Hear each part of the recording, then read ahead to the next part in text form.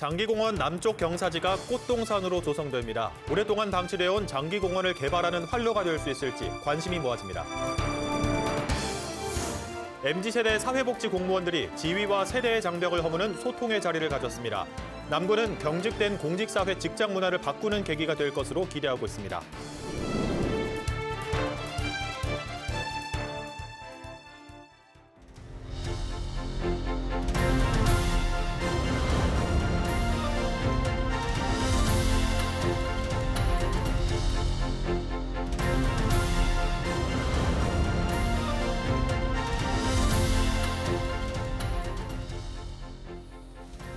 시청자 여러분 안녕하십니까? BTV 대구 뉴스입니다.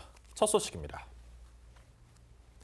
달서구가 오랫동안 방치돼 왔던 장기공원 남측 경사지에 꽃동산 조성을 추진합니다. 최근 부지 정비까지 마쳤는데요. 지지부진한 장기공원 개발의 활로가 될지 관심이 모아집니다. 천혜열 기자가 취재했습니다. 장기공원 남편 경사지를 굴삭기가 먼지를 날리며 이동합니다. 뒤편으로 대형 집게차가 폐기물을 옮겨 담고 있는 것을 볼 수 있습니다. 주변에는 크고 작은 폐기물이 널브러져 있는데 이걸 한데 모아보니 집채만큼 많습니다. 공원이지만 사람들의 발길이 드문 이곳에 누군가 버린 폐자재와 폐기물을 수거하는 현장입니다. 공원에 성수에 공원이 많잖아. 놀이 운동기구도 그런 부사하는 그런 거가 좀 많이 좀 해놨다가 있잖아. 그로부터 며칠 뒤 공원 주변에 흩어져 있던 폐기물은 모두 자취를 감췄습니다. 폐기물에 가려져 있던 꽃나무들이 그제야 시야에 들어옵니다. 달서구는 이곳에 쌓여있던 폐목재와 폐자재를 모두 수거했습니다. 이 부지는 앞으로 시민들을 위한 휴식 공간으로 조성될 예정입니다. 경사지 주변에 있는 탱자나무와 대나무 등은 이번 정비 사업에서 살아남았습니다. 달서구는 이 일대에 화초를 심어 꽃동산처럼 꾸민다는 계획을 세운 것으로 알려졌습니다. 구석진 곳이다 보니까 폐자재가 많이 쌓여 있었는데 이 부분을 정리를 지금 다 한 상태고요. 그래서 올 가을에는 여기에 코스모스를 우리 달서 구민들이 와서 볼 수 있는 지금 컨텐츠를 지금 구청과 협의를 해서 잘 진행하고 있는 중입니다. 달서구는 지난해부터 달서 반려견 놀이터와 황토탕, 맨발 산책길을 조성하며 장기공원 일대 개발의 활로를 열어놓았습니다. 테마별 국지적인 개발에 한계가 있는 만큼 공원 전체 리뉴얼을 위한 대구시의 관심이 시급하다는 지적이 나오고 있습니다. BTV 뉴스 천혜열입니다. 2030 세대 젊은 공무원들의 이직이 늘고 있습니다.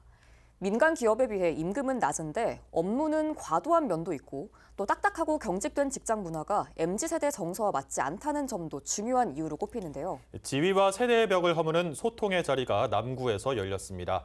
당돌한 MZ 공무원들의 돌직구 질문도 쏟아졌습니다. 우성문 기자입니다. 철밥통 공무원은 이제 옛말이 되고 있습니다. 2030 세대 공무원들의 이직이 크게 늘어나고 있기 때문입니다. 인사행정학회 조사에 따르면 재직 5년 미만 공무원 중 54.6%가 이직 의향을 가지고 있는 것으로 조사됐습니다. 실제로 5년 미만 공무원 중 조기 퇴직자는 2019년 6,663명에서 2023년 13,823명으로 2배 이상, 1년 미만 공무원 퇴직자는 2018년 951명에서 2022년 3,123명으로 3배 이상 늘었습니다. 민간에 비해 임금은 낮은데 업무는 과중한 근무 여건이 주요 요인인데 공직사회의 경직된 조직 문화가 MZ세대의 가치관과 맞지 않는 것도 중요한 이유입니다. 조재구 남구청장이 MZ세대 사회복지 공무원들과 직접 소통에 나섰습니다. 선배 세대와 후배 세대가 서로의 입장을 이해하자는 취지입니다. MZ세대와 또 공무원 이 세대하고 함께 좀 감성을 나누고 서로에게 이 힘이 되는 자리가 되는 게 큰 의미가 아닌가. 화기애애한 분위기에서 당돌한 돌직구 질문들도 날아들었습니다.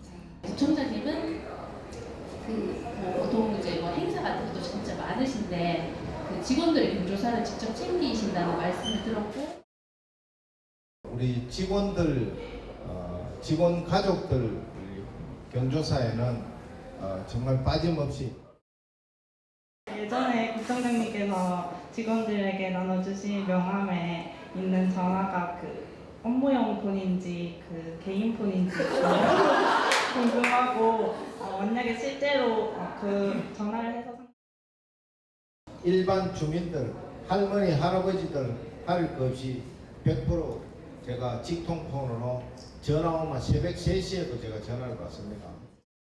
신입 공무원들은 지방의원부터 구청장, 대한민국 시장군수구청장협의회 대표회장이 되기까지 그동안 잘 몰랐던 조제구청장의 성장 스토리에 빠져들기도 했습니다.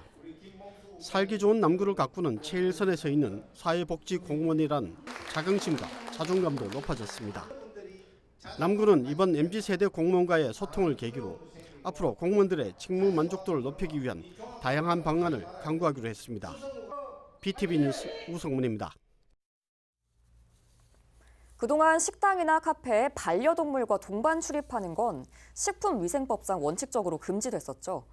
규제 샌드박스를 통해 제한적으로만 허용됐던 반려동물 동반 출입이 앞으로 가능해질 전망입니다. 우리 지역, 우리 일상에서 어떤 점이 달라지게 될까요? 강현준 기자가 살펴봤습니다. 카페 한켠에 쌓인 강아지 전용 물컵.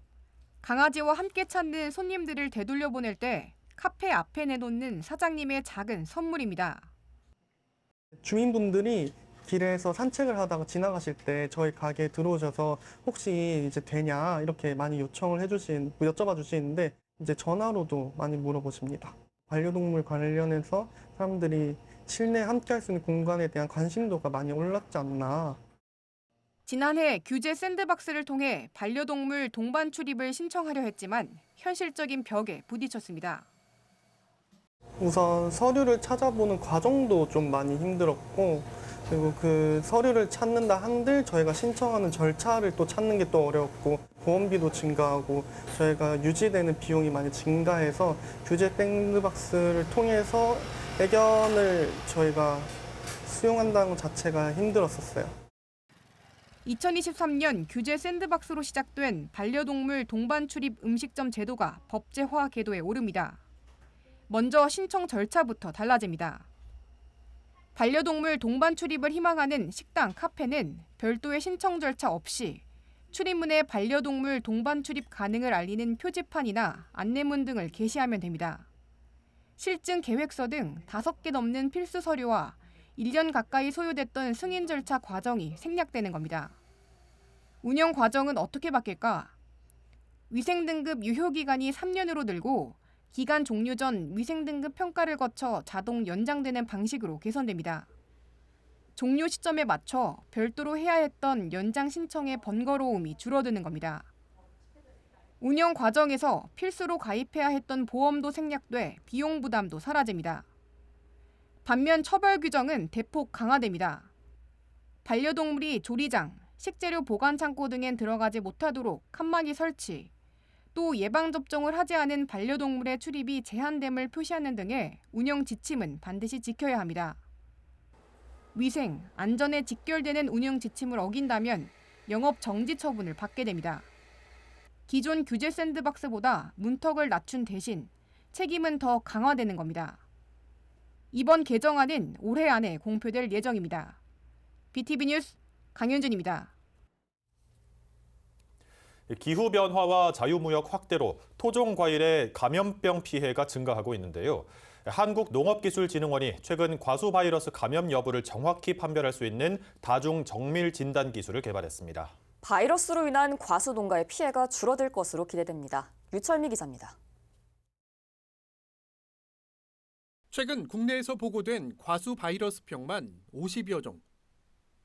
이 가운데서도 사과와 배, 복숭아, 포도 등 국내 주요 과수의 감염률은 평균 45%에 달합니다. 특히 과수 바이러스병에 걸리면 생산량과 당도를 감소시켜 과수 농가에 치명적인 피해를 주는 것으로 알려졌습니다. 이게 해마다 병이 차차로 늘어가는 것 같아요. 우리 농민이 어떤 병인지도 모르는 게 많이 나타나는 것 같아요.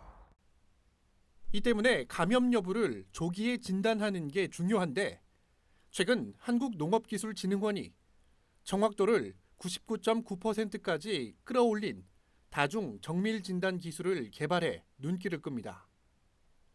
이 기술은 여러 종류의 바이러스와 바이로이드를 한 번에 진단할 수 있는 기술로 검사 시간도 2시간으로 대폭 단축했습니다.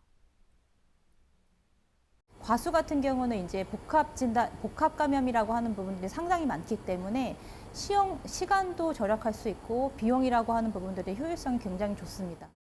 다시 말해 농가 입장에서는 신속하고 정확하게 진단을 받게 된 셈입니다. 제가 평상시 잘 살펴봐도 이게 진짜 무슨 병인지 잘 모르고 그러는데 이렇게 기관이나 이런 데서 오셔가지고 검사를 해서 정확하게 무슨 병인지 확실해서 농사 짓는 데 많은 도움이 되고 있습니다. 농진원은 현재 전북대와 경북대 등 국내 6개 대학과 협력해 전국을 4개 권역으로 나눠 바이러스 발생 여부를 진단하고 있고 농가를 대상으로는 바이러스에 감염되지 않은 무병료 보급 사업을 추진 중입니다. BTV 뉴스 유철미입니다.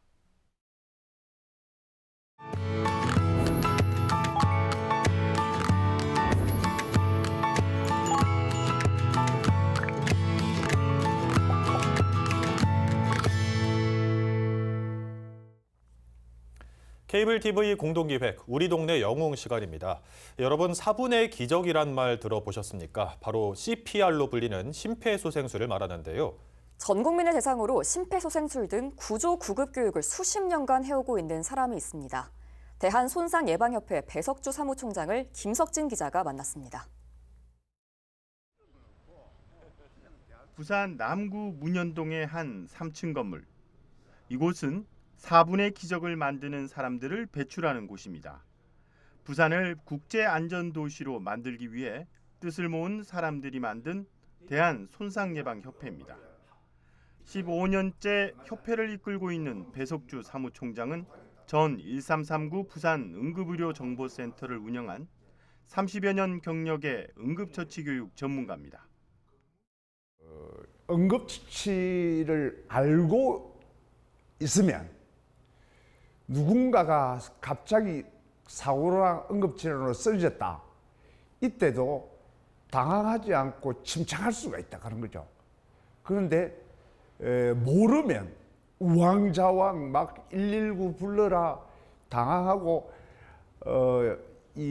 해야 될 일을 하지 않고 하지 말아야 될 일을 해서 오히려 상태를 악화시키는 경우가 많죠.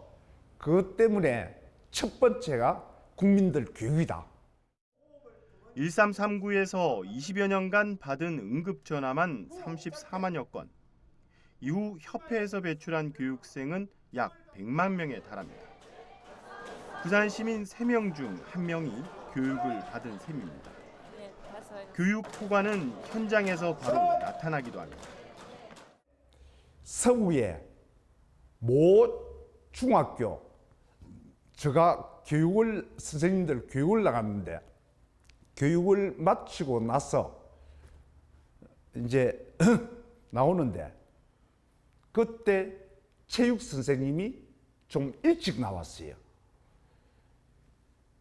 운동장에서 2학년들이 야구 게임을 하다가 포수를 맡은 애가 자기 보호장구 마스크를 착용을 안 하고 포수를 했는데 힘차게 들어오는 야구공에 탁 치는데 이게 빗 맞아 버렸어요. 그래가지고 가슴을 정통으로 때려버렸죠. 윽 하면서 벤치로 올라가가지고 이 의식을 잃었는데 그때 마침 교육을 마치고 나오시던 체육 선생님이 그걸 맞는 것도 봤고 쓰러지는 것도 봤어요. 바로 달려가 갖고 방금 배웠죠. 싱싱한 상태죠. 바로 가 갖고 의식호흡 없으니까 119 불러라 해놓고 가슴 눌리다가 심폐소생술을 하다가 제가 학교 건물 뒤편에 주차장이 있었는데 저한테 연락을 하라고 해가지고 그래갖고 달려가 보니까 호흡이 돌아와 있습니다. 협회 강사는 10여 명. 이들은 상설 무료 교육은 물론 학교나 직장 등 찾아가는 교육을 하고 있습니다. 또 마라톤 대회 등 각종 행사에도 응급의료 서비스 지원에 나서고 있습니다. 지자체에서 연간 지원되는 교육 예산은 9천여만 원. 나머지 운영비는 강사들이 받은 교육 수당 일부와 기부나 후원금에 의존할 만큼 힘든 형편이지만 보람은 큽니다. 지금 법제화가 되어 있는데 선생님들이나 학생들 교육이 법제화가 되어 있는데 선생님들 교육은 매년 한 번씩 교육이 되거든요. 그런데 학생들 교육은 하는 학교가 있고 하지 않는 학교가 있거든요. 반드시 학생들 교육이 의무적으로 되어서 점진적으로는 전 국민들이 이 교육을 받고 심장마비 환자 소생률을 높이고 그 다음에 2차 손상을 예방하는 것, 그걸 제가 바라고 있습니다. 30여 년간 오직 한 길을 걸어온 배석주 사무총장. 그와 함께 협회를 이끄는 강사와 후원자들의 바람대로 전 국민이 소중한 생명을 지킬 수 있는 그날이 오길 기대해봅니다. BTV 뉴스 김석진입니다.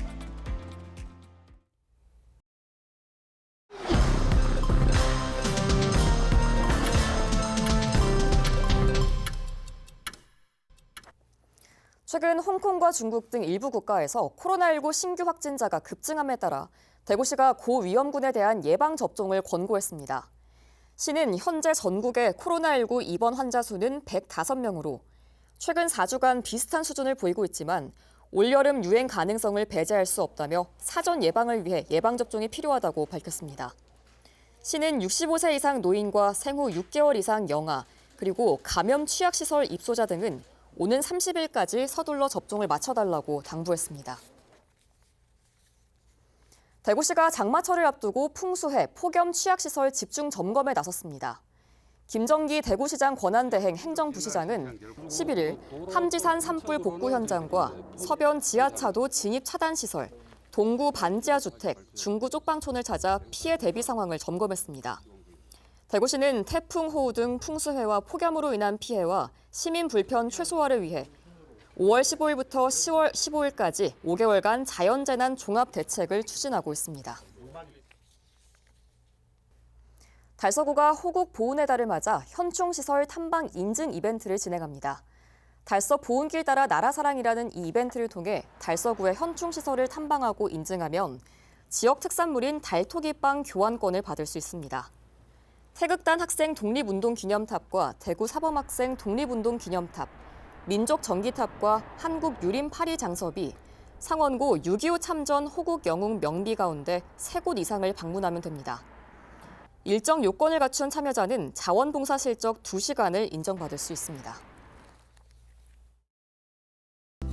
문화행사 소식을 쏙쏙 뽑아 전해드리는 문화쏙쏙 시간입니다. 저번 주에 이어 오늘도 제19회 대구 국제 뮤지컬 페스티벌 딤프 소식으로 돌아왔는데요. 올해 딤프, 한층 더 다채롭고 폭넓은 스펙트럼의 작품들로 전 세계 뮤지컬 팬들을 사로잡을 예정이라고 합니다. 어떤 작품들이 있는지 함께 알아보시죠.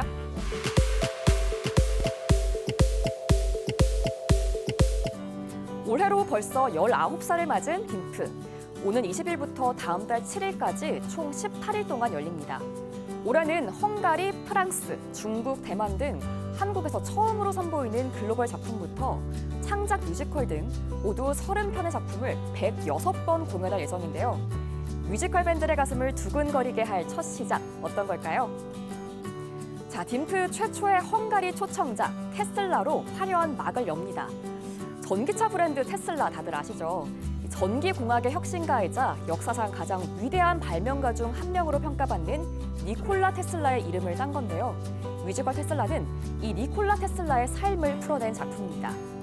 라이벌 에디슨과의 치열한 경쟁, 또 시대를 앞서간 테슬라의 천재성과 집념을 웅장한 무대 연출로 풀어냈다고 하는데요.